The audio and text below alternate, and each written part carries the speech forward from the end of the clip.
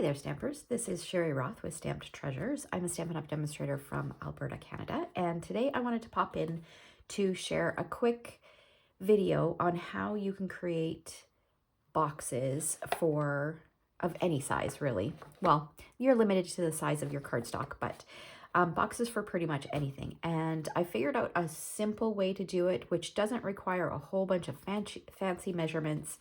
And I thought I would pop in and share that with you. So let's go ahead and get started. Now, we're going to do something similar to this. We're going to use a few different products, some of the same products, but a few different ones. So let's go ahead and get started. So first of all, you're going to need something to measure. So whether you've got grid paper or you can use a ruler as well, I'm just going to pop this up here, hoping that you guys will be able to see the corner here. So I just want to make sure. Okay. Yeah, we should be good. Okay. All right. So I found these cute little scrubby mushrooms at our local HomeSense, which I think if you're watching from the US, I think it's similar to like Home Goods. And I thought because we've got that fabulous, terrific Toadstools bundle in the January to April mini catalog, I thought it would be cool to create some packaging for these and then do them as little gifts.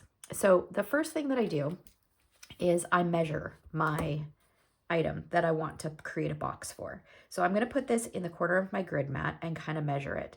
And it doesn't need to go this way. It could if I wanted to do like a rectangular box, but I think I want to do a square box. So I'm going to position it on here. And so it's about 3.5 by 3.5. I could probably go a little bit smaller, but I want to make sure that there's enough room so I can put some paper shred in there.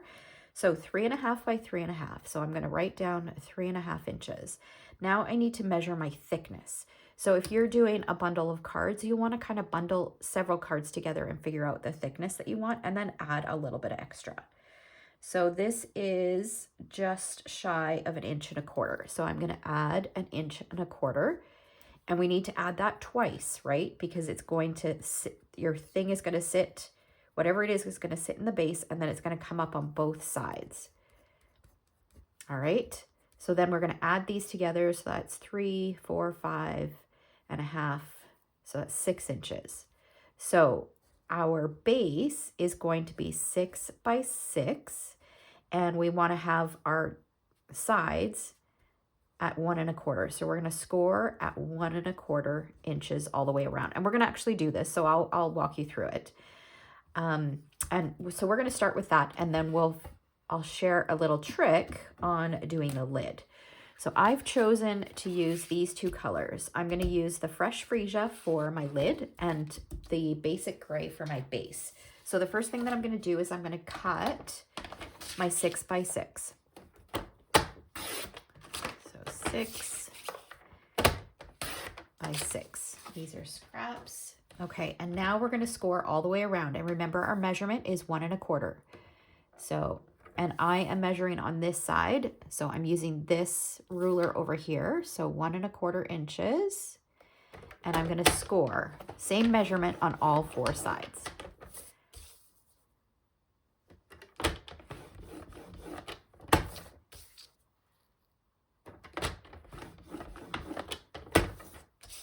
So 1.25 inches. Okay, now to create our box, we are going to trim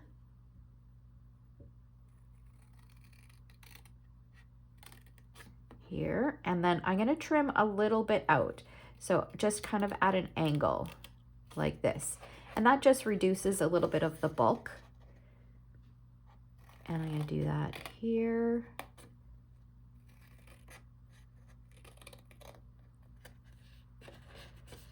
That, and then repeat it over here.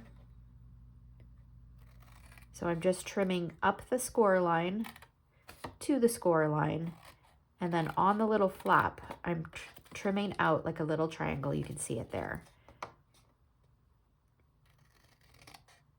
And you want to do that on 2 sides. So you're going to pick 2 opposite sides. All right. Okay, now we're going to take our bone folder and we're going to fold along all the score lines.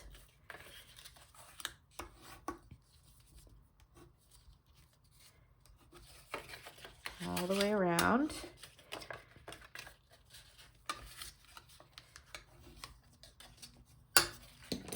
And then we're gonna put adhesive. So I'm gonna put it so that this is the bottom, because our folds are gonna go in like this. And I'm gonna add adhesive. You can use tear and tape, you can use Seal Plus, for the sake of things, for it being a little bit faster, I'm gonna use Seal. My Seal Plus is actually, I'm out. I'm waiting for an order to come in. And then, so we just added adhesive to that, and then we're gonna fold this up and tuck these flaps in. You're just lining up the edges, just like that. And then our base is done. Let's tuck this one in here.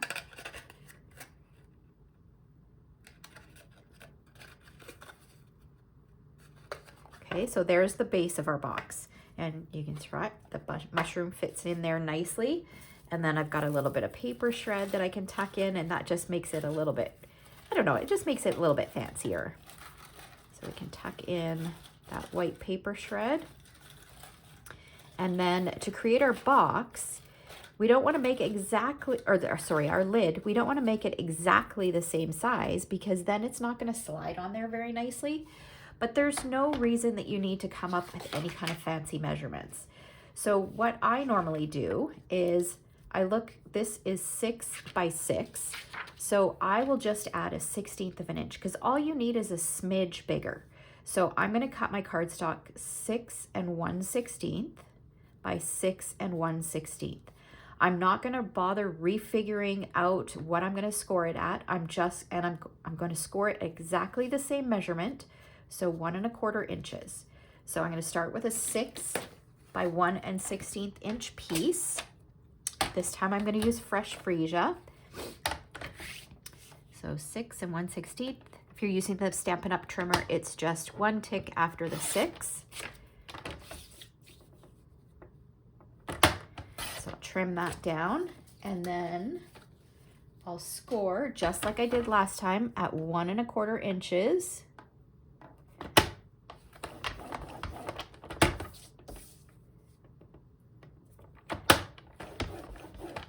Quarter. 1 1/4 and 1 1/4. Now at this point, you can just repeat the process, which we will do in a minute, but I want to share a couple different options. So if you want your lid to be the same height as your box, then you would just continue on as it is. But if you want a little bit of that contrasting color of your box bottom showing, then this is what you can do. You can figure out how much of this color you want showing. And I want about 1/4 of an inch showing. So what I'm going to do is I'm going to go around and cut off 1/4 of an inch on all 4 sides.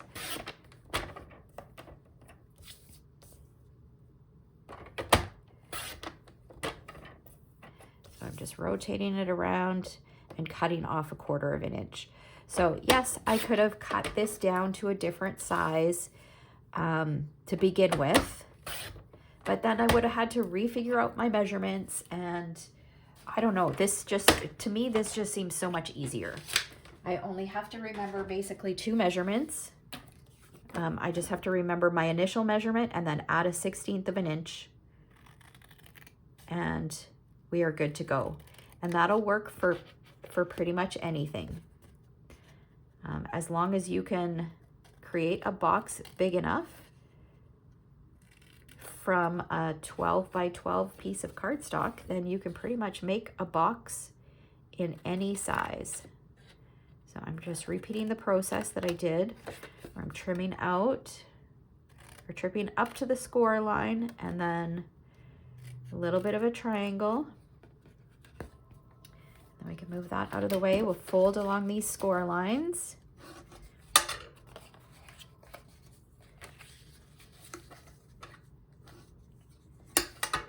And these ones. Okay, and now at this point, it's easier if you decorate this now before you assemble. So I've got a few things here that I want to use. So I've cut a piece of basic gray cardstock, so that'll pull in the color from the box bottom. And then I've got a piece of the DSP. This is the Toadstool Garden 6x6 DSP that you can earn for free during celebration, so until February 28th, 2025, with a qualifying order. So I'm just going to put this on here so that we've got just a little bit of that fresh, or sorry, gray showing in behind. And then we're going to add this on here. We'll have a little bit of a wider fresh freesia border going all the way around. And then I've got a little strip of white that I'm going to put up the side here.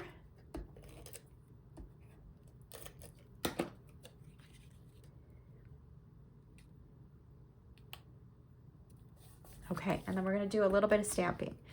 So I have got this terrific Toadstool stamp set. So this is another Stampin' Up! Product. This is from the January to April 2025 mini catalog. And we're going to use a couple of the different mushrooms. Let's start with this one. We're going to start with some Melon Mambo. So I pulled the colors right from the pattern paper. So that's one of the great things about Stampin' Up! Is everything kind of coordinates.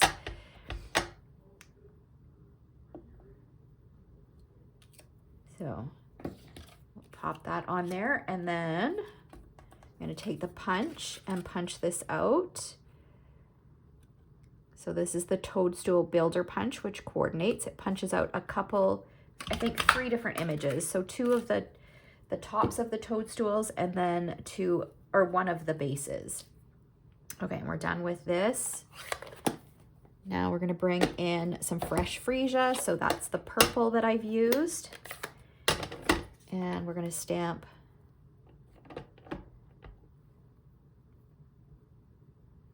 this guy on here. So there isn't a punch that coordinates with this. So this one will have to be fussy cut. And then I'm going to do 2 of these stems. And these ones you can punch out, but it trims inside the lines like this one. So there's no white border, and it trims it down significantly. And I want to have it a little bit bigger. So I've gone ahead and I have fussy cut those pieces. I do want to stamp one more thing. I'm going to stamp a greeting using some Memento ink.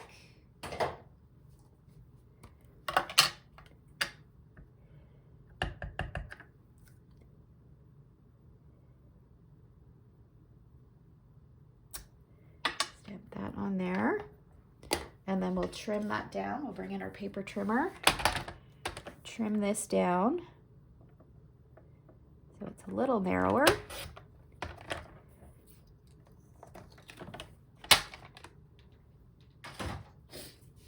And we'll start assembling here. Actually, you know what? We can assemble afterwards. These ones I wanted to put on before I assembled my box top. So I'm just going to repeat that process of adding my adhesive on here, on these little flaps. And then I'll fold these in.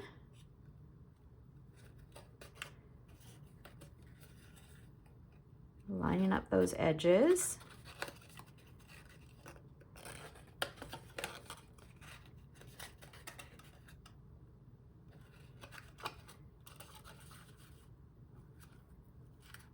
Just like that. And then this is going to go onto our box. So see how simple that is? It's nice and snug. If you were to do it even 1/8 of an inch, it would be a little bit looser, and you would run the risk of the lid actually just sliding off. Whereas this slides on easy enough. It's still kind of snug, so you don't have to worry about it kind of coming off when you go to lift it up. So now I'm going to assemble my toadstool. So I'm going to take one of the stems and put it over top. And then this stem, I'm going to put it underneath of this one.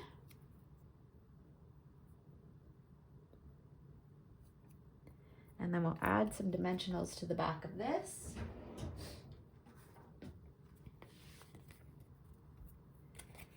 Or back of these.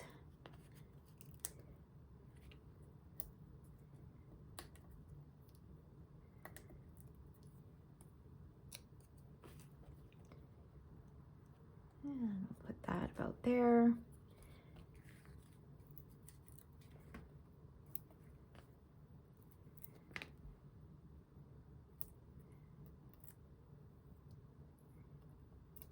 Add these on here. So cute. I love this set so much. All right, and then we're gonna take this, we'll give it a little bit of a curl. I'm gonna add a dimensional under this bit here. And then we'll use a mini glue dot.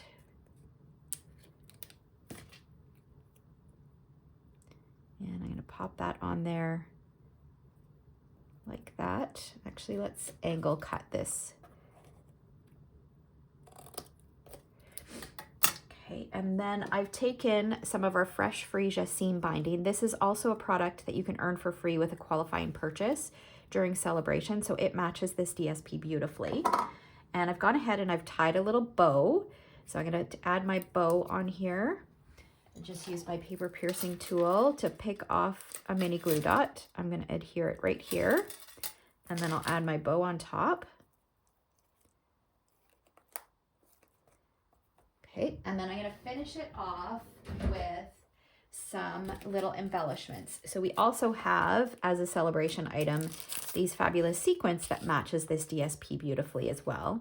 You know what, we can't really see that greeting on there, hey? Let's move it a little bit. All right, and I think we're going to use some of the pink that's on here. I'll just add maybe 3 of them on there like that. And there is our box finished with our cute little mushroom scrubby inside. There you go. And a simple way to create boxes in any size. So here's another one. It's got, I used the Celebration embossing folder. I think it's called Starstruck. Just switched out the colors. I used Poppy Parade and Basic Gray on this one with Old Olive.